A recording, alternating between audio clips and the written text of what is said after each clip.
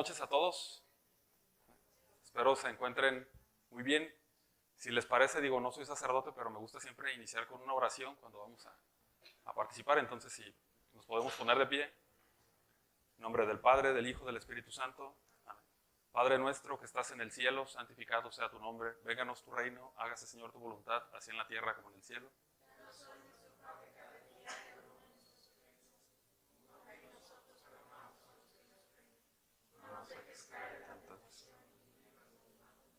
En nombre del Padre, del Hijo, del Espíritu Santo. Amén. San José, ruega por nosotros.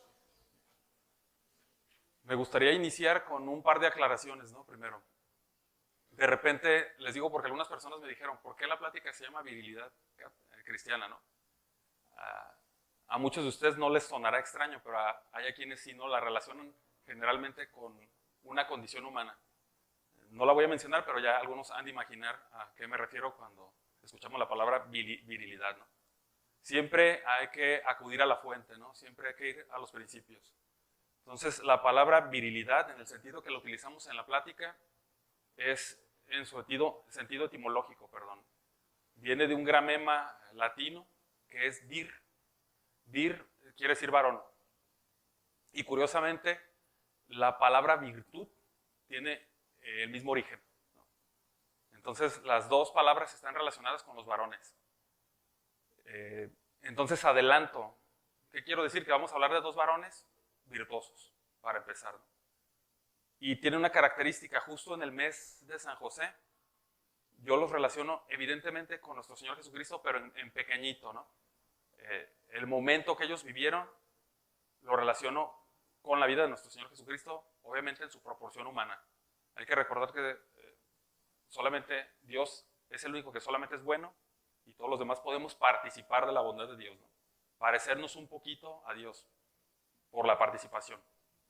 ¿Por qué me refiero que tienen un suceso parecido los hermanos Vargas González, que se puede relacionar o vincular con la vida de Cristo y en este momento, en este mes, en el mes de San José?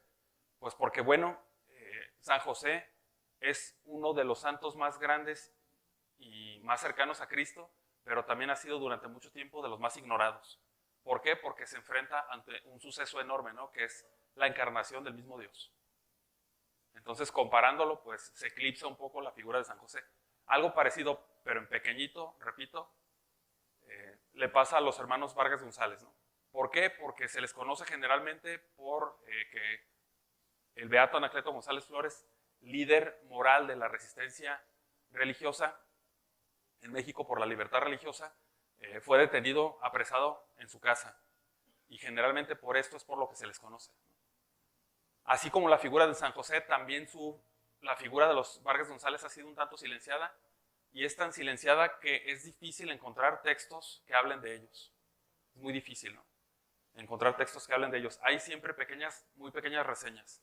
Recientemente tuve el agrado de encontrarme un libro, la verdad es que me lo acaban de entregar el día de ayer en la tarde. Lo compré vía un amigo que es historiador, me dijo, yo conozco una escritora que acaba de editar un libro de los Vargas González, un poquito grueso, porque la mayoría de los libros son muy pequeños, y le dije que me interesaba, ¿no? Alcancé a leer una cuarta parte del libro, pero no, la verdad es que no lo he terminado, pero la cuarta parte me dice que es un libro muy bueno. Es una biografía, pero es una biografía narrada, está novelada, ¿no? Pero está bastante interesante. ¿Por qué? Porque la parte que he leído, se ve que quien lo escribió sabe aparte de historia, ¿no? Es decir, que nos ilustra con otros datos históricos. Mientras esto pasaba en México, esto pasaba, no sé, en la nación, perdón, mientras esto pasaba en Jalisco, en la nación, Agustín de Iturbide proclamaba la independencia, ¿no? Nos da datos semejantes. Trata de introducirse en los autores porque se ve que los conoce. Perdón, en los personajes, se ve que los conoce. Se ve que estudió mucho a los hermanos Vargas González y trata diálogos entre ellos, ¿no? Está bastante interesante el libro. Y me llevo la sorpresa que la chica que lo escribió, la verdad es que no recuerdo si la conozco físicamente. Su nombre es Elena Judith López Alcaraz y tengo entendido que fue feligrés o es feligrés de la Fraternidad Sacerdotal San Pedro, ¿no? Entonces aparte le hacemos promoción, ¿no? No tengo el gusto, les digo, pero encontré un par de detalles en lo que he leído que no encontré en otras biografías que me parecen bastante bastante interesantes. Entonces, digo, recomendación, hay que apoyar a los feligreses o exfeligreses y más si escriben bien, ¿no? Y sobre personajes como los Vargas González. Esa es una de las aclaraciones que quiero realizar, ¿no? La escasa bibliografía que existe de estos personajes. También los actos que se van a narrar no son muchos sobre ellos, pero tienen mucho valor. Otra de las bibliografías más importantes que muchos de ustedes deben de conocer es de María Luisa Vargas González, ¿no? La más pequeña de los Vargas González, hermana de ellos, que narra los hechos que pasan a partir de que fueron apresados en la casa de Mezquitán 405, Anacleto González Flores y los hermanos Vargas González y la familia Vargas González. ¿Con qué iniciaría yo? Con el contexto mexicano. Es importante que siempre nos contextualicemos para hablar de un tema en el pasado, porque solemos hacer juicios particulares de algo muy concreto, pero lo sacamos de su contexto. Entonces es incomprensible algo que está fuera de su contexto, ¿no? No sabemos por qué reaccionaron como reaccionaron los hombres del pasado. Y no solamente es por mera erudición que tengamos que saber por qué reaccionaron los hombres del pasado, sino incluso es por cuestiones prácticas. ¿Por qué les digo por cuestiones prácticas? Porque en muchas de las pláticas que me ha tocado intervenir, al final siempre se suele preguntar, ¿y qué hacemos? ¿No? ¿Y qué hacemos? ¿Por qué? Porque esperamos una resistencia heroica como la que hicieron nuestros santos, beatos y mártires en la epopeya cristera. Pero ignoramos todos los antecedentes de qué los llevó a reaccionar como lo hicieron. No pasó, me adelanto como síntesis, no pasó que espontáneamente eran personas que iban todos los domingos a misa solamente, ¿no? Que comulgaban, que se confesaban solamente, que convivían en el atrio afuera un ratito mientras caía un poco el sol y se iban a sus casas, ¿no? Y que llegó un gobierno tiránico que sí llegó y que se quiso imponer sobre la fe del pueblo, y que estos católicos que iban a misa los domingos, todos los domingos y comulgaban de vez en cuando, reaccionaron en armas, ¿no? No fue solamente eso, fue todo un contexto. Entonces, el contexto en el que a ellos les toca crecer es un contexto católico. Podríamos decir que si de raza no son criollos, de fe son criollos. ¿Sí? Los criollos de fe a los que me quiero referir son los que trajeron el catolicismo de España, que tuvieron descendientes aquí, que se hicieron mexicanos y que siguieron siendo muy católicos. ¿Sí? Es decir, que trajeron la hispanidad, tema del que hemos hablado con anterioridad. La hispanidad, recuerden que de fondo la hispanidad no es la inclinación hacia un sucesor legítimo solamente, ¿no? Sino que la hispanidad es catolicidad, es una cultura católica. Es la cultura que dice el Aguas Primas de Pío XI. ¿Sí?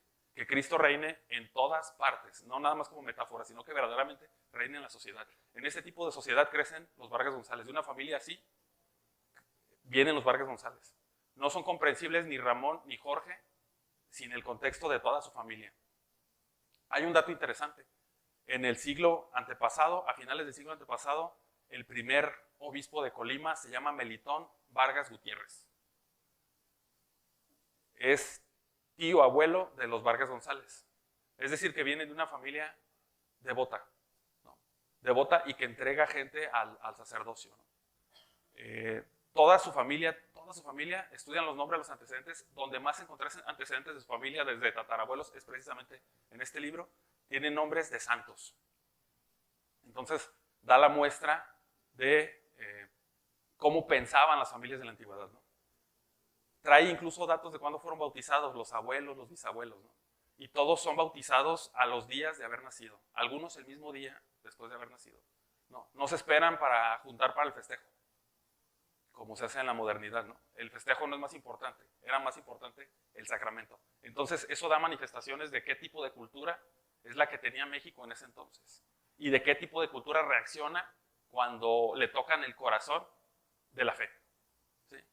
Por eso cuando de repente entendemos, hay ataques a la fe, no hay unión, no hay marchas, no hacen legislación que no debería, que atenta contra el derecho natural. Y nos preguntamos algunos, pero ¿por qué no hacen nada los católicos? Porque no somos los mismos católicos de hace 150 años, ¿no? ¿Qué nos falta? Nos falta la virilidad cristiana, ¿no? Porque también hay una tendencia masculina a decir, un poco masculina realmente, a decir, es que ya no hay mujeres, ¿no? Es que si no hay mujeres porque ya no hay hombres. Ese es el problema, ¿no? Falta virilidad.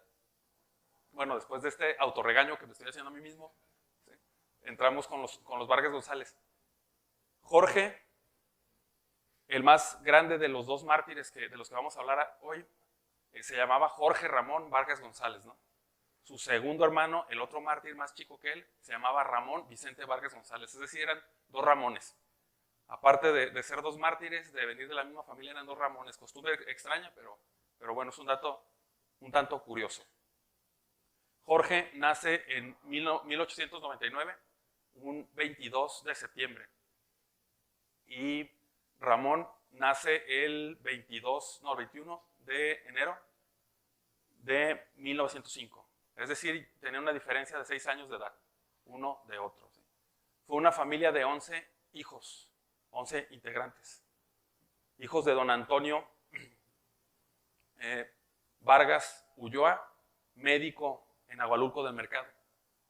Venían de Agualulco del Mercado. Agualulco del Mercado, perdón, estoy poniendo una L que no lleva el municipio. ¿Dónde se ubica Agualulco de Mercado? Como ustedes saben, si abren el mapa lo van a ver abajito de Ameca, ¿no? ¿Por qué es importante también que se encuentre abajito de Ameca? Pues porque hubo un fraile evangelizador que se le conocía como el fraile, el apóstol de la Nueva Galicia. Ese es Fray Antonio de Segovia. ¿Sí? Y como ustedes saben, lo hemos mencionado en otras ocasiones, Fray Antonio de Segovia también es quien, aparte de traer la evangelización, trae en el pecho con lo que evangeliza a la Virgen que hoy tenemos en Zapopan, ¿no? A la taumaturga Virgen de Zapopan. Entonces es un hecho muy importante para nosotros. Evangeliza una zona muy grande. Dentro de esta zona que evangeliza Fray Antonio de Segovia está lo que va a ser Agualulco del Mercado. Antes Agualulco de San Francisco. Ya se imaginarán por qué, ¿no? Porque Fray Antonio era franciscano. Porque después otros 4 franciscanos se asientan en esta zona y continúan con la evangelización. Entonces fue fundada básicamente por franciscanos, Agualulco del Mercado. Por eso tenía ese nombre. ¿Qué pasa? Que con la insurgencia, un sacerdote que se vuelve insurgente, se apellida de Mercado y por el insurgente le ponen el nombre, modifican el nombre de Agualulco. Pero bueno, ahí en ese contexto nacen los Vargas González, toda la familia. Don Antonio era médico. Tenía una característica importante, era un médico muy caritativo, ¿no? Era el mejor médico y probablemente el único médico en ese momento de Agualulco de Mercado. Y atendía a la gente de manera gratuita. La atención que hacía don Antonio va a despertar en 2 de sus hijos también la vocación de médico y actuar de la misma forma que su padre, ¿no? Esto va a ser importante. ¿Por qué? Porque vamos a hablar de una emigración a Guadalajara, como ustedes saben, de los Vargas González, a excepción del padre. El padre se queda en Agualulco y se queda a dar atención a la gente que no tenía recursos para acudir a un médico allá en Agualulco del Mercado. La mamá, Elvira González Arias, una mujer muy devota, ¿sí? Que lo primero que hacía con sus hijos era enseñarlos a orar. Y lo hacía con toda solemnidad, que los hijos no lo veían como forzado, ¿no? Sino que interiorizaban esta fe. Es decir, que tenían un padre entregado a las nobles causas y una madre entregada a la oración y a la formación del corazón de estas personas, ¿no? Una familia grande como se acostumbraba hace unas décadas todavía en México, ¿no? Algo que los modernos dirán que es una irresponsabilidad. Es irresponsable tener muchos hijos para la actualidad porque pues, es difícil darles todo lo que te gustaría que tuvieran, ¿no? Uno de mis hermanos, digo, mi familia es grande, gracias por la gracia de Dios, decía que dice, a veces le queremos dar a nuestros hijos todo lo que no nos dieron nuestros padres, pero se nos olvida darles lo que sí nos dieron, ¿no? Que era una educación. En la pobreza, si quieren, pero una educación, una formación. Entonces, a veces olvidamos esa parte. Así era la familia Vargas González. El mayor, Antonio, todos eran ejemplares para los más chicos. Antonio era el mayor, le seguía María, después Francisco. Francisco es el segundo que toma la vocación de médico después de su papá, ¿no? También le sigue, se vuelve médico también aquí en Guadalajara. Después de Francisco sigue otra mujer que es Guadalupe. Guadalupe será importante porque tendrá una farmacia que vamos a ver en la calle de los Vargas González, ¿no? Donde vivieron ellos en Mezquital. Después sigue Jorge. Jorge es considerado como el 5.º hijo en las biografías que yo he leído, en las investigaciones que he hecho, en las actas incluso de martirio, es considerado como el 5.º hijo de la familia. Y en este libro me encuentro con que no. Tuvo acceso a las actas de nacimiento la autora, repito su nombre, Elena Judith López Alcaraz, y ella sostiene que es el cuarto hijo de los Vargas González, ¿no? Digo, dato interesante, a lo mejor no tiene efecto en el martirio ni en la vida virtuosa, pero me llama la atención que ningún otro investigador diga esto y ella lo sostenga con las actas de nacimiento de esta familia. A Jorge le sigue Florentino. Florentino también gozará de cierta fama, ¿no? Algunos dicen que de triste fama. No es tan triste, pero tampoco no es tan vanagloriado, diríamos. Perdón por la voz, se me está yendo un poco. Sigue Florentino, sigue Ramón, después Clara, después José, el más chico de los varones, y por último Ignacia y María Luisa Vargas González, que es la autora de este pequeño opúsculo. Se llama Yo fui testigo, como lo dije al principio, ¿no?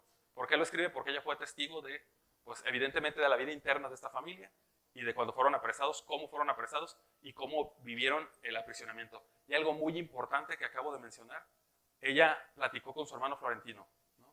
Que es el que nos da los datos de qué es lo que ocurrió allá adentro, cuando estuvieron prisioneros los dos hermanos que terminan siendo mártires. Vienen a Guadalajara, de Agualulco de Mercado. Se instalan en la casa que se encuentra justo en la esquina de Mezquitán, 405. No sé si alguno de ustedes haya dado una vuelta por allá. Sería recomendable antes de que quizá quiten el último letrero que queda allí, un letrero muy pequeñito que dice, la familia Vargas González. ¿Por qué digo que lo quiten? Porque esa casa ya fue vendida, ¿no? Murió María Luisa y la casa ya no terminó en la familia Vargas González, ¿no? Digo, esperemos que la haya comprado a alguien que le interese la historia y la historia de nuestros santos y beatos y mártires cristeros, porque es una casa icónica. ¿Por qué? Porque ahí va a ser retenido Anacleto González Flores. Entonces, vienen a vivir para acá, todos se dedican a labores intelectuales principalmente, es decir, acuden a una licenciatura, una carrera. Era una familia que tenía posibilidades económicas para ese tiempo. Hoy es muy común que todos los jóvenes vayan a la universidad, ¿no? Sabrán que en ese tiempo pues, no lo era tan común. Entonces, una familia que podría mandar a sus hijos a la universidad, a 11 hijos, bueno, a 10, pues tendría ciertos recursos para realizarlo, ¿no? Para poderse trasladar de Agualulco hacia acá y para mandarlos a estudiar tenía ciertos recursos. Nos enfocamos en los estudios de dos. Jorge no hizo una licenciatura porque le gustaba más el trabajo. Jorge era empleado de una empresa hidroeléctrica, ¿sí? Lo que hoy sería la Comisión Federal, pero más exigua, más pequeña. Ramón es el que sigue también la vocación de su padre, la vocación de médico. Se mete a estudiar a la Escuela de Medicina aquí en Guadalajara y curiosamente la Universidad de Guadalajara en la actualidad tiene una pequeña reseña de quién fue Ramón Vargas González. Creí que no la iba a tener la universidad, pero la tiene, también de Jorge, como estudiante, ¿no? Entonces es un testimonio que es interesante. Ayuda a saber la personalidad de Jorge. ¿Sí? Bien. ¿Qué pasa si leemos las actas de la beatificación de estos dos mártires? Pues nos encontramos con la narrativa de los vecinos, tanto de Agualulco de Mercado como de aquí de Guadalajara. Los dos tenían características similares. Jorge era más serio, de hecho lo manifiesta, si ustedes alguna vez han visto su foto, su rostro lo refleja, ¿no? Ramón era un poco más alegre. Jorge era serio y dicen algunos de los testigos que era iracundo, que era muy enojón, ¿no? Pero sin embargo era muy continente de esa ira. Entonces muestra una manifestación virtuosa. Era un hombre enérgico, sí, pero aparte era muy meditabundo y muy separado de la gente. No convivía mucho, pero dicen que era amable, ¿no? Era un tanto solitario, pero sin embargo, pese a que era solitario y un tanto iracundo, era un hombre amable, según narran los testigos de las actas de su beatificación. Ramón, en cambio, era más alegre. Era alto, era el más alto de todos, por eso lo confundirán en el futuro con ser mayor que Florentino. Era pelirrojo, tenía el cabello rojo y lo conocían como el Colorado. Le gustaba el básquetbol, era aficionado al básquetbol, aparte de ser estudiante de medicina. A Jorge le gustaba el béisbol, extrañamente eso no es tan mexicano, ¿no? Eso lo voy a investigar más a profundidad porque ¿quién les enseñó esas malas costumbres, ¿no? Esas norteamericanas. Entonces, esa era las preferencias que tenían en cuanto a los deportes. ¿Qué características narran también los que fueron testigos de su vida y los conocieron? Aparte de que eran amables, aparte de que uno era alegre, el otro era más serio. También nos dicen que eran muy devotos de San José y acudían mucho al templo de San José, que está aquí en Reforma, y el andador alcalde. Y participaban siempre en las misas, evidentemente, y eran devotos de los primeros viernes de cada mes. Comulgaban siempre. Esto será importante también el día de su martirio, ¿no? Jóvenes enérgicos, jóvenes educados, jóvenes formados y jóvenes comprometidos. ¿Qué acceso tuvieron o qué participación tenían ellos en la epopeya cristera? Pues tuvieron una muy importante. Un día, como ustedes saben, en el año de 1927, se perseguía ya al líder de la resistencia cristera, al líder intelectual de la resistencia cristera, el beato Anacleto González Flores. ¿Quién lo perseguía? Como ustedes saben, el presidente Plutarco Elías Calles. Plutarco Elías Calles, aparte de ser anticlerical, pues tenía sus grandes motivos espirituales para hacerlo, ¿no? Primera, porque era masón, y segundo, porque era espiritista, ¿no? Le gustaba rendirle culto a un humano que es el niño Fidencio. No sé si alguien ha escuchado hablar del niño Fidencio, pero es una especie de brujo del norte de aquí de México que dice que curaba gente, ¿no? Entonces era espiritista. ¿Qué hay de coincidencia en todos los persecutores de la iglesia? Pues que tienen estas características extrañas, estas tendencias ocultistas, ¿no? Habrá quien diga, fanáticos, dicen que adoran, ellos públicamente lo hacían, ¿no? No sé si recuerdan un evento donde desapareció un personaje importante de la política mexicana en el tiempo de un presidente que se peinaba como yo, ¿sí? Orejoncito, ¿sí? Entonces, exacto, Luis Massieu, ¿sí? Y ¿a quién contrataron para encontrar a la Paca? ¿No? Era una bruja, ¿no? Y veían. Esas son la formación mística de los políticos persecutores, ¿no? ¿Por qué lo saco a colación en este momento? Porque en este momento hemos visto noticias que tienen mucha relación con ese tipo de cosas, ¿no? Y deben de saber que siempre debe de haber una expulsión del bien para que entre el mal, ¿no? Entonces muchos políticos persiguen a la iglesia porque no les interesa que haya una protección. Me llama la atención, digo, parece que me estoy desviando del tema, pero creo que tiene un poco de relación. Me llama la atención, hay un autor de la UNAM, Gil, creo que se apellida, ahorita no recuerdo su nombre, acabo de encontrar su libro. Investigador de la UNAM, premiado por la UNAM, no era... en sus primeros libros no se escucha un tanto anticlerical, pero hace un análisis, tiene un libro que se llama Los brujos del poder. No sé si lo han escuchado o lo han leído, ¿sí? Pero fue escrito como en el 2008 y hace una proyección hacia el futuro y ese futuro inmediato, el que estamos viviendo en este momento, es muy parecido a lo que narra en su libro, ¿no? Habla de adoraciones extrañas como a la muerte y ese tipo de cosas, ¿no? Y la influencia que va a tener en el gobierno y en la sociedad, ¿no? Entonces, ¿a qué me refiero con esto? Es que la persecución que fue ayer también es hoy. La mística que hubo ayer también es ahora, ¿sí? Entonces, ¿qué tenemos que hacer? Pues lo que hicieron los Vargas González y lo que hizo Anacleto González Flores. Acá en Guadalajara, ¿qué hacen? Pues forman parte de las juventudes de la ACJM. Rápido se inscriben a la ACJM y como ustedes saben, nuevamente la gran influencia de la ACJM en Jalisco era Anacleto González Flores, ¿no?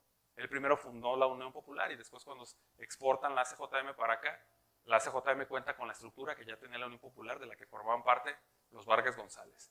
¿Qué quiero decir con esto? Nuevamente que todas las estructuras previas formadas fueron las que hacen la resistencia a la persecución religiosa. ¿Qué tenemos que hacer? Me adelantaría a formar estructuras religiosas, católicas, ¿sí? Entonces ellos se inscriben a la CJM, evidentemente admiran a Anacleto González Flores como todos los jóvenes. Anacleto en 1927 ya estaba siendo perseguido por el gobierno de Plutarco Elías Calles. Lo quieren trasladar de casa don Nacho Martínez, que es el que lo cuida, vecino de los Vargas González. Lo van trasladando de un lugar a otro para que sea menos peligroso para su vida, porque lo iban a perseguir y lo iban a matar. Eso ya lo sabían. Van pasando por lo que antes era la calle de Herrera y Cairo, ahora la tenemos como transversal, antes era paralela con Federalismo, por la calle Herrera y Cairo, y se les detiene el coche, se les queda, ¿no? Se para el coche no saben en dónde meter a Anacleto González Flores, lo bajan y uno de los jóvenes que iba acompañando lo dice, en la esquina viven los Vargas González. Y todos los conocían. Dice, entonces, dice don Nacho, esa es la casa indicada, vamos con ellos. Entran por lo que era la esquina de Mezquitán. Estoy olvidando la calle que la atraviesa, por eso no la digo. ¿Cuál? Herrera y Quero y Mezquitán, sí. Herrera y Quero, sí, porque la Herrera y Quero que yo les dije, donde se le quedó el coche a Anacleto González Flores, se convertirá después en federalismo. ¿Sí? El federalismo. Entonces, sí. Tiene una botica, su hermana Guadalupe, la botica se llama, o la farmacia se llama Tepeyac. ¿No? Si se fijen, todo es simbólico, ¿no? Todo lo relacionan con Dios, todo el tiempo. La farmacia se llama el Tepeyac. Entonces, por esa farmacia suelen ingresar. ¿Por qué ingresan por ahí a Anacleto y lo ingresan sin ninguna sorpresa? Porque los Vargas González cuidaban a perseguidos. ¿Sí? Tienen el caso de un sacerdote, el padre Lino, si no mal recuerdo. Creo que sí, Lino, creo que estoy confundiendo el nombre. El padre Lino, ¿sí? También un padre perseguido en ese momento por el gobierno. Lo tienen unos días antes de que llegue a Anacleto. Se disfraza de civil, acude a un convento el padre Lino a atender a unas monjitas, a atender espiritualmente a unas monjitas, y Jorge lo ve que sale solo, aunque sale disfrazado de civil, le dice, usted no puede seguir saliendo solo, ¿no? Tiene que salir con alguien acompañado y desde ahora yo voy a ser su guardaespaldas. Entonces lo acompaña todo el tiempo Jorge. Él se ofrece. Porque habrá quien diga que los no combatientes también en la cristera eran cobardes, ¿no? Pero él se ofrece a proteger al padre Lino. El padre Lino, ¿qué hacía?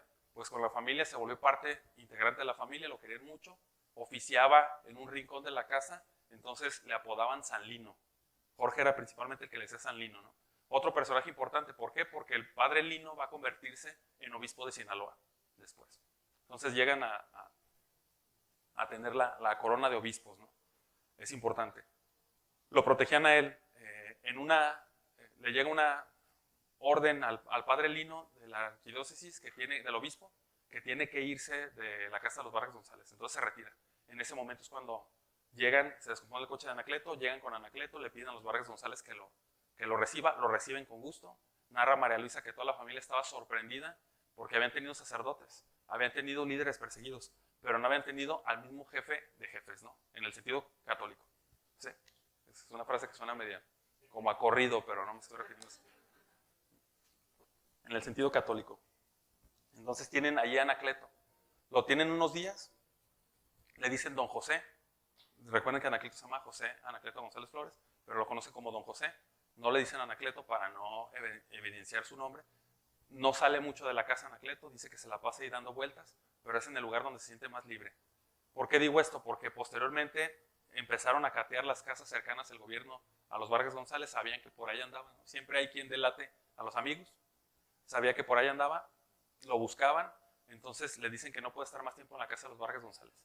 Se lo lleva nuevamente don Nacho, se lo lleva a trasladar a otra casa, a los 2-3 días regresa Anacleto con los Vargas González, lo ve la mamá, la señora Elvira, y le dice, Anacleto, don José, ¿qué hace aquí? Y dice, la verdad es que en ninguna casa me han tratado como aquí, en otras casas me tienen escondido, no quieren que me dé la luz del sol. ¿Sí? Todo barbón, mal vestido, sucio. Este es un detalle de erudición, no tampoco. ¿Qué nos está diciendo, no? Había familias que aunque eran católicas y que estaban comprometidas con la resistencia, sí querían ayudar, pero querían que nadie se diera cuenta que ayudaban, ¿no? O sea, no se iban a arriesgar. Tenían un Anacleto escondido donde casi no pudieran ni moverse, no querían que lo vieran, ¿no? Es decir, tenían miedo. Tenían miedo. Eso no pasa con los Vargas González, con ninguno de los Vargas González, ni con las mujeres ni con los hombres. Entonces, ese es el entorno en el que crecen y en el que operan los hermanos Vargas González. María Luisa nos da en su obra una pequeña introducción de quiénes eran sus familias, quiénes eran sus hermanos, cómo se componen y cómo vivían. Nos narra también lo de San Lino y se va casi directamente al día en que fueron apresados. Como ustedes saben, cuando se dan cuenta que está Anacleto González Flores ahí, la policía llega en la madrugada. Ese mismo día, a las 2 de la mañana, me estoy refiriendo al 1 de abril de 1927, ese mismo día, a las 2 de la mañana, habían detenido a Luis Padilla. Perdón, ando medio olvidadizo. El día ya me cobró factura. ¿Sí? Un poco cansado, pero con gusto, no me estoy quejando. parezca queja. Luis Padilla, lo habían apresado, es importante porque después lo verán en el cuartel Colorado también a Luis Padilla, ¿no? Lo habían apresado a las 2 de la mañana y habían apresado a otros líderes cristeros. Ese día murieron más líderes cristeros. Entonces, lo que quiero decir es que ese día había redada, estaban pescando a líderes cristeros.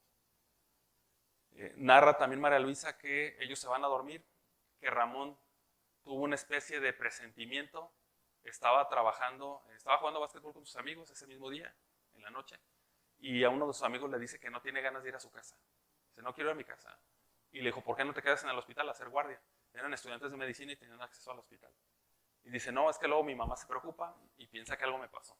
Entonces, por no preocuparla, voy a ir a mi casa. Entonces va a su casa, se quedan a dormir, empiezan a descansar. A las 5 de la mañana del 1 de abril de 1927, golpean la puerta de la ventana, como era la puerta de donde vendían, de la farmacia, perdón, la botica. Tocan la puerta, entonces era una familia que estaba entregada a sus vecinos. La mamá se preocupa y dice, abran la puerta, dice, porque puede ser alguien que le urja una medicina, ¿no? Ramón es el que se levanta, abre una ventanita y les pregunta, ¿qué pasó? ¿No? ¿Qué necesitan? Dijo, necesitamos un medicamento porque tenemos un enfermo.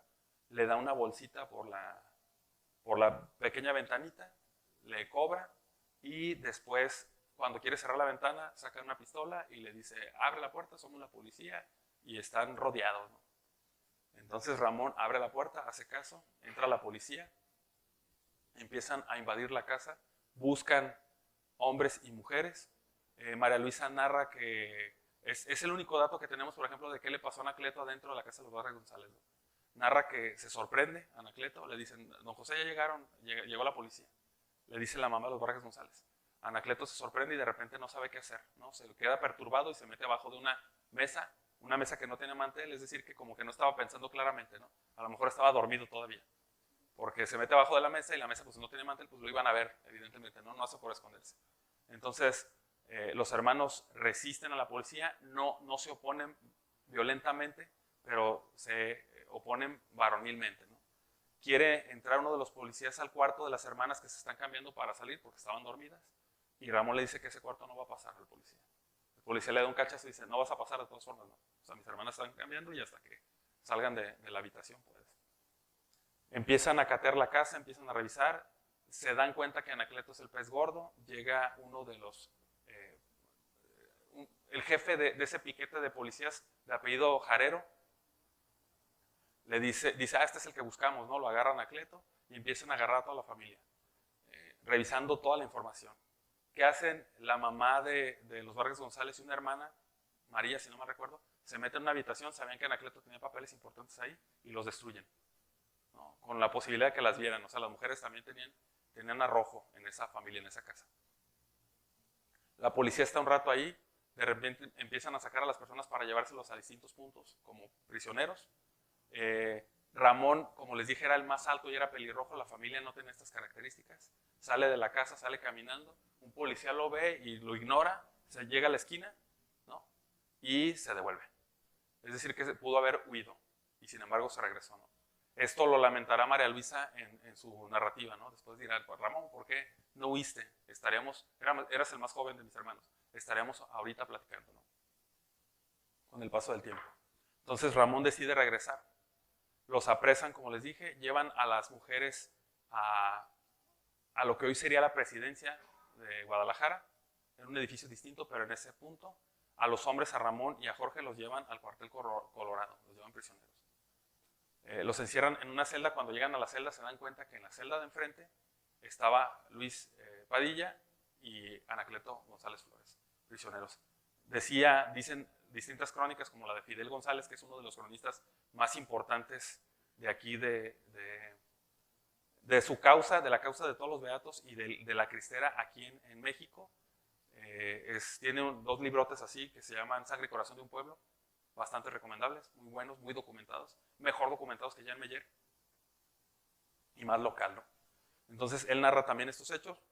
En la separación de los pasillos se dan cuenta que están enfrente entonces Luis Padilla, que está Anacleto González Flores, y a Jorge se le ocurre bromear.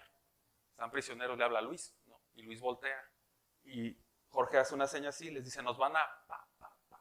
¿no?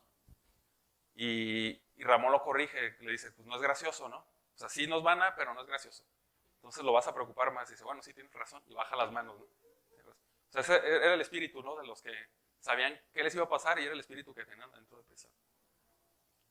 Las crónicas narran, perdón, me faltó algo muy importante. Se llevan también a Florentino junto con ellos, ¿no? Esto es muy importante porque Florentino será el testigo de lo que pasó allá adentro. ¿Sí? Entonces apresan a Florentino también. Están los tres hermanos. Florentino narra que nunca los vio con miedo. Dijo, nunca tuvieron miedo. Siempre estuvieron valientes. No fueron groseros con los policías. No los enfrentaron, pero siempre fueron valientes. Entonces empiezan a platicar entre ellos. Jorge dice, ¿sabes qué es lo que me preocupa? Que hoy es primer viernes de mes. Como ustedes recuerdan, era Viernes Santo, ¿no? No solo era primer viernes de mes, era Viernes Santo. Es primer viernes de mes y no me he confesado y no he comulgado, ¿no? Y le dice Ramón, no te preocupes, dice, o sea, con lo que nos va a pasar, vamos a suplir la comunión y la confesión, ¿no? No te preocupes, somos devotos del primer viernes de mes, entonces no va a pasar nada que Dios no quiera, ¿no? Sabiendo lo que les iba a ocurrir. Entonces, ese era el espíritu que tenían estos jóvenes. Narra Florentino que llega un policía después de un tiempo y dice, vamos a dejar libre al más joven. ¿Quién es el más joven? El más joven era Ramón, como les dije, ¿no? Por eso hablamos de la cronología de los hermanos. Era Ramón, el más alto, pero no aparentaba ser joven, era el más corpulento. Entonces Ramón se levanta y dice, él, apunta a Florentino, él es el más joven. Le decía Nicho, de cariño, Nicho, levántate. Y Nicho se levanta, Florentino, y no entiende qué está pasando, según lo que él narra, y lo sacan de la celda. Lo sacan de la celda, lo llevan al Panteón de Belén, un piquete de policías, y le dicen que tiene que contar todo porque lo van a fusilar a Florentino, ¿no? Lo tienen allá, lo amenazan, no les cuenta nada, le piden principalmente el paradero de Monseñor Orozco y Jiménez, como ustedes saben, él es el gran enemigo, el gran obispo y gran enemigo del gobierno, y dice que no va a decir nada y que si lo tienen que matar, pues que lo maten, ¿no? Que no va a contar nada. Después narrará a Florentino que lo sacaron estratégicamente, ¿no? Sí lo iban a liberar, pero lo sacaron también para sacar a sus hermanos de la celda, sacar a Anacleto, sacar a Luis Padilla, llevarlos al pasillo y fusilarlos. ¿Por qué? Porque cuando regresa Florentino a la celda, ya no están sus hermanos, ¿no? Y pregunta, ¿qué le hicieron a mis hermanos? ¿Ya los mataron? Y nadie le responde, ¿no? Lo dejan prisionero. Nuevamente, lo vuelven a encerrar. No se da cuenta, pero dice que cuando voltea hacia el patio, ve a algunas personas. Yo lo entiendo así, a como lo narran los que escriben. Voltea hacia acá y ve unas personas que están así estupefactas viendo el piso, ¿no? Parece que están viendo a los muertos. Entonces, para ese momento podría ser que ya habrían matado a los 4 mártires. A ellos no les toca, ni María Luisa narra el hecho de si Anacleto dijo que no se preocupe, que la sangre los lavará, y el grito de Viva Cristo Rey, ¿no? Eso no lo narra Florentino ni María Luisa. Son narrativas que vienen por parte de los militares y de los soldados.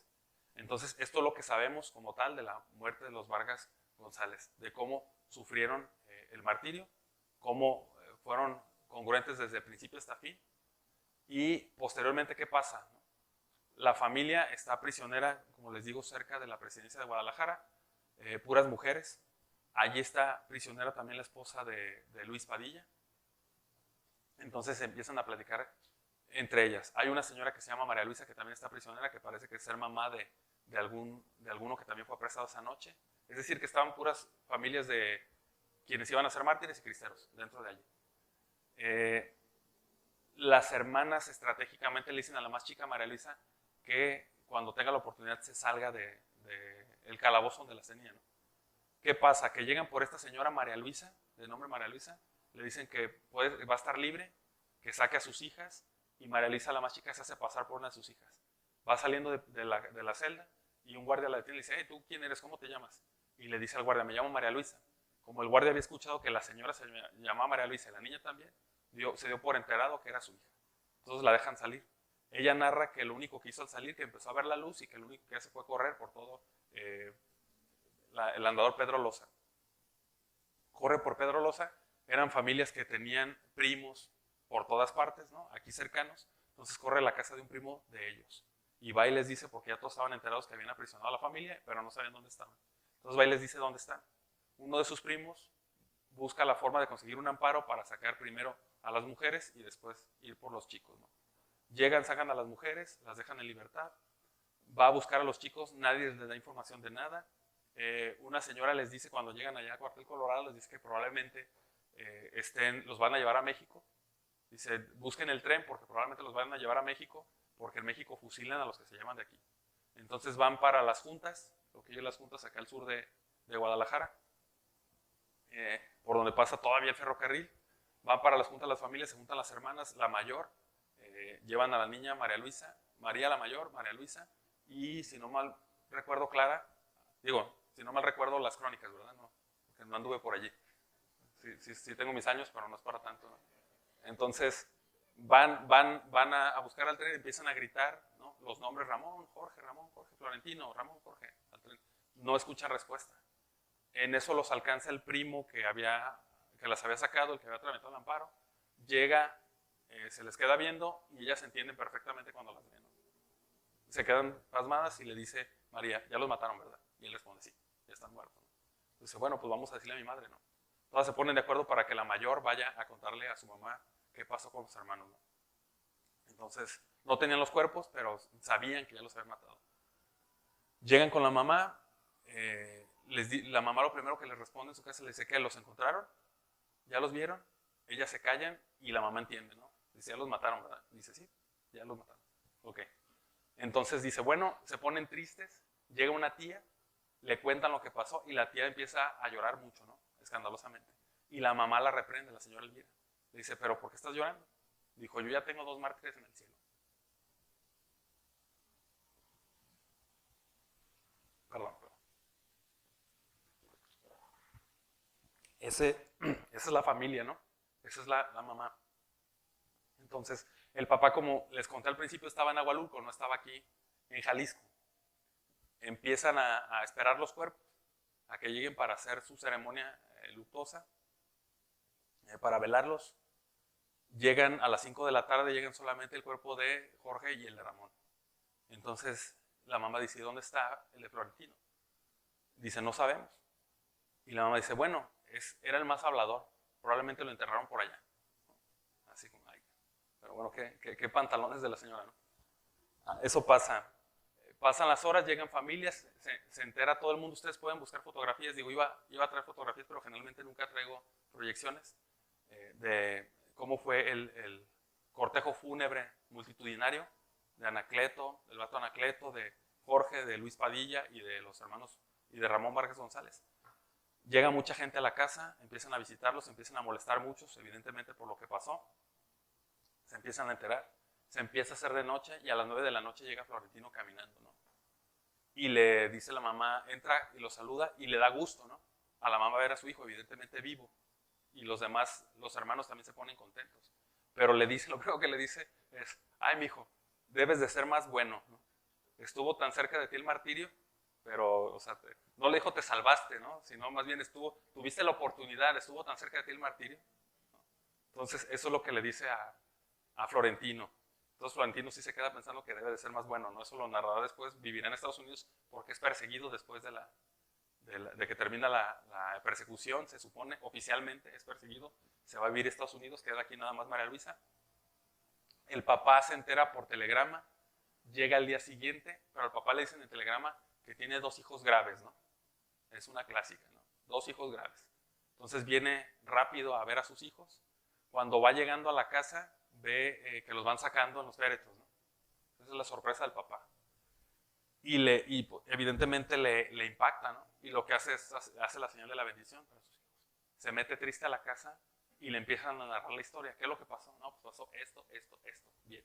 Entonces llegan y le dan el pésame al papá. Oigan, no, dice el pésame, deben de felicitarme, ¿no? O sea, sabiendo cómo murieron mis hijos, deben de felicitarme. Eso no es el pésame. Tengo 2 hijos en el cielo, ¿no? El trabajo de los padres, dice, es llevar a los hijos al cielo, ¿no? Y yo cumplí ya con 2 por lo menos. Entonces ese es el espíritu de la familia de los Vargas González. Perdón, trae un punto y ya lo ando olvidando. Sí. ¿Cuándo es el proceso de beatificación? Como ustedes saben, el proceso de beatificación de los Vargas González junto con otros 24 mártires, o más bien en total 24 mártires, inicia en 1994. Concluye en el 2005, como ustedes ya lo sabían, ¿no? Es decir, 9 años de proceso. ¿Qué se hace en los 9 años de proceso? Muchos de ustedes probablemente ya lo sepan, pero hay gente que no tiene idea, ¿no? Pues se hace una investigación muy grande de cómo vivieron estas personas para saber si se hacen meritorios de declararlos mártires, ¿sí? Oficialmente mártires. Entonces se encuentra el tipo de vida que tuvieron, si fueron virtuosos, si fueron buenos con las demás personas, si tuvieron alguna especie de milagros. Jorge, como estudiante de medicina, atendía gratuitamente a enfermos, ¿sí? Y atendió a un niño que tenía un problema, que le habían puesto mal una inyección y tenía una infección muy grande, iba a perder la pierna y lo estaba asistiendo, ¿sí? Cuando muere Ramón, a los 3 días el niño sana sin saber por qué. Entonces son unos de los detalles que se meten, que se toman en cuenta en sus causas. Si se dan cuenta, la información no es mucha, por eso este libro tuvo que ser novelado, ¿no? Pero la información que tenemos de los Vargas González es muy elemental, es como la de San José. ¿Sí? Pero es una vida escondida pero virtuosa, ¿no? Es una vida verdaderamente varonil, sin quejas, sin reclamos, ¿no? Se expusieron al peligro, protegieron a sacerdotes, protegieron a Anacleto González Flores y sabían que su vida corría peligro. Y sin embargo se ofrecían para hacerlo, ¿no? Estuvieron prisioneros, probablemente fueron torturados. Eso no lo puede narrar Florentino, no lo sabe, pero el cuerpo de Jorge tenía una lesión en el hombro, tenía el hombro dislocado, entonces probablemente fueron torturados y no se sabe que se dejaron vencer por el dolor, ¿no? Sino que sin embargo lo que más los movió es que tenían que morir por Cristo, ¿no? Así fueron todos los mártires cristeros.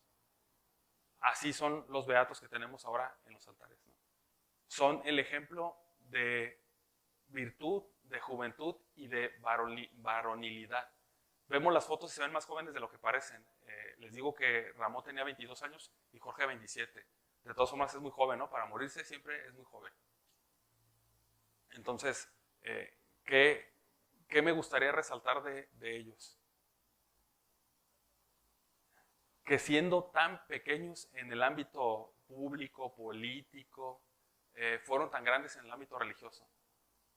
Tan grandes que con el hecho de haber albergado un líder tan importante, hoy, que se les deja a veces en la sombra, hoy estamos hablando de ellos, ¿no? La invitación, digo, es que si se puede escribir más sobre ellos, se escriba más. Si se puede investigar más sobre ellos, se investigue más. Que estemos promocionando lo que para nosotros es grande y para nosotros es valioso, ¿no? La verdad, digo, no voy a dar un sermón aquí, parece que sí lo estoy dando, pero eso le falta a nuestro país, eso le falta a México, eso le falta a nuestra comunidad. ¿Qué hacemos? Pues seguir el ejemplo de estos personajes, para empezar, promocionarlos, ¿no? Para empezar, promocionarlos, que también se sepa que el hacer la devoción de los viernes de cada mes es algo grandísimo, ¿no? De comulgar cada mes es algo grandísimo, tanto que nos puede alcanzar el martirio. Cosas que a veces creemos que son muy pequeñas, a veces pensamos cómo conquistamos el poder político, a veces cómo nos hacemos amigos de un diputado para que sea pro vida y rechace el aborto, ¿no? Cómo hacemos el cabildeo, le llaman en la actualidad, ¿no? Estos hombres jóvenes hicieron mucho más con sus oraciones que nosotros, tratando de dispersar esfuerzos, haciendo lo que ni siquiera influimos en eso y que probablemente ni siquiera lo debamos, ¿no? ¿Cuál es la invitación? Pues que sigamos y le hagamos caso a la quas primas, ¿no? Hay que catolizar la cultura. No hay que hacer una batalla cultural, una batalla intelectual. Hay que catolizar la cultura, ¿sí? Hay que permitirles, como dice el padre José Antonio Sáñez, que de vez en cuando se burlen de nosotros, ¿no?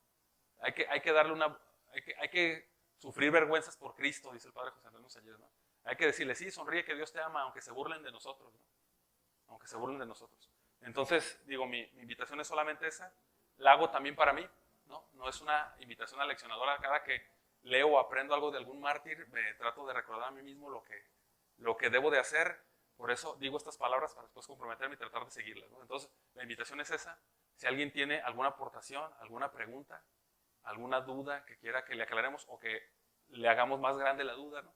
Que lo dejemos más confundido, estamos adelante. Bien, gracias maestro por la ponencia. Un comentario previo, hace un par de charlas que dio, le preguntaba yo de la devoción de San José, si había relación con Anacleto porque se llamaba Don José. Bueno, pues ya ahorita la respondió por la devoción de los Vargas, ¿no? Sí. Y esta duda es un poquito más relacionada a otro personaje que murió con el padre Pro, el ingeniero Vilchis. Luis Segura Vilchis. Ajá, sí, puede compartir un poquito su opinión personal de Vilchis. Entiendo que, bueno, él tomó las armas, ¿verdad? Pero bueno, creo que tiene muchas virtudes también Sí. a resaltar, ¿no? Entonces, pues la escucho Sí, más. sí. Recuerden, digo, es una opinión muy personal, ¿no? Bueno, pues evidentemente es un pleonasmo, todas las opiniones son personales, ¿no? Las opiniones, no los conocimientos. La iglesia tiene una trinidad, ¿no? Y me refiero a la iglesia no como institución clerical, sino al pueblo místico de Cristo, al cuerpo místico de Cristo. Tiene una trinidad también, ¿no? San Agustín dirá que nosotros somos una trinidad chiquita, dirá que el hombre, el alma humana tiene la inteligencia, la voluntad y la memoria, como la trinidad. Pero también hay hombres trinitarios, hay caracteres que manifiestan una persona de la Trinidad en pequeño nuevamente. Tenemos santos, héroes y mártires. Y para mí Luis Segura Vilchis es un héroe. Sí, no un mártir porque como bien lo dices, tomó las armas, ¿no? Y para ser mártir tengo entendido que el código canónico no te permite tomar las armas para declararte como mártir. ¿Sí? Entonces para mí es un héroe. Si alguien lo conoce o ha visto la foto más famosa de Luis Segura Vilchis, es tremenda, ¿no? Va caminando, parece un dandy francés, ¿no? Primero, bien vestido, va caminando y el porte muy gallardo. Está parado, tú lo ves y dices, está modelando este tipo, está frente al pelotón, ¿no? Cuando va caminando lo van a matar. Entonces, él es uno de los planeadores del atentado contra Álvaro Obregón. Para quien no lo conozca, Luis Segura Vilchis es un hombre muy importante y la verdad es un personajazo, ¿no? A mí me interesa, estoy investigando mucho sobre él. Sí, bueno, otro aporte, ¿verdad? Disculpen. Es curioso porque pues a él lo delatan, él se entera que van a matar al padre Pro y confiesa. Pero él no se entera que van a matar, o sea, él tiene la idea de que no lo van a matar. Sí. Entonces, cuando va caminando con Calles, él está volteando a la derecha porque está viendo el cuerpo del padre Pro. Sí, sí, lo está viendo. Ajá. Lo acaban de... Incluso hay como una sonrisa de él como un poco irónica. Sí, sí. Pero no se quebrantó, o sea, al final se ve como... Sí, pues, sí. usualmente los vendaban. Sí. Él los ve de frente. Sí, sí, de hecho pide que no lo venden. Ajá. Sí, lo iban a vender y no, sí. Sí, esa parte no la dije, hubo un atentado contra Álvaro Obregón de coche a coche. El gobierno empieza a investigar, resulta que el coche es del hermano del padre Pro. Entonces vinculan al padre Pro, detienen al padre Pro. Y Luis Segura, que él era el organizador del complot, ¿no? Del complot, perdón. Se me sale, de repente, 6 años uno se acostumbra, ¿no? Sí, se me salió, pero sí. Entonces, él era el organizador y va y le dice a la policía, no, te equivocaste, o sea, si quieres al que organizó el atentado contra Obregón, fui yo, como bien lo dices, ¿no? Y trata de que lo liberen, no liberan al padre Pro, ¿no? O sea, al que agarraban lo mataban, esa es la realidad. A las mujeres no, gracias a Dios, en ese momento, en la actualidad, digo, el mundo es más desgraciado, ¿no? Tiene menos, tiene mucho menos frenos morales, ¿no? Mucha menos valentía, mucha menos cordialidad, ¿no? En la actualidad somos un desastre. Pero sí, es una figura también muy sorprendente, Luis Segura Vilchis. ¿Alguien más? Un jitomate que quieran lanzar, no sé, para que se les habilite la mano. ¿No?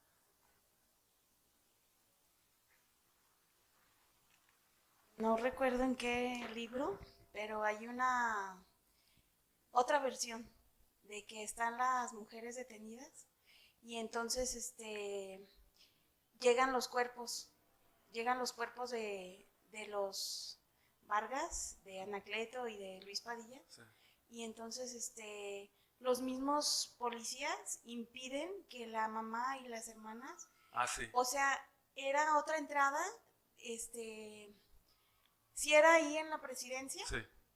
Y había otra puerta, y entonces llegan a una camioneta y tiran los cuerpos ahí, entonces ahí están cerca ellas, sí. Y varios de los guardias les impiden que volteen o que vayan a ver, porque saben que, o sea, son los cuerpos de los hijos, sí.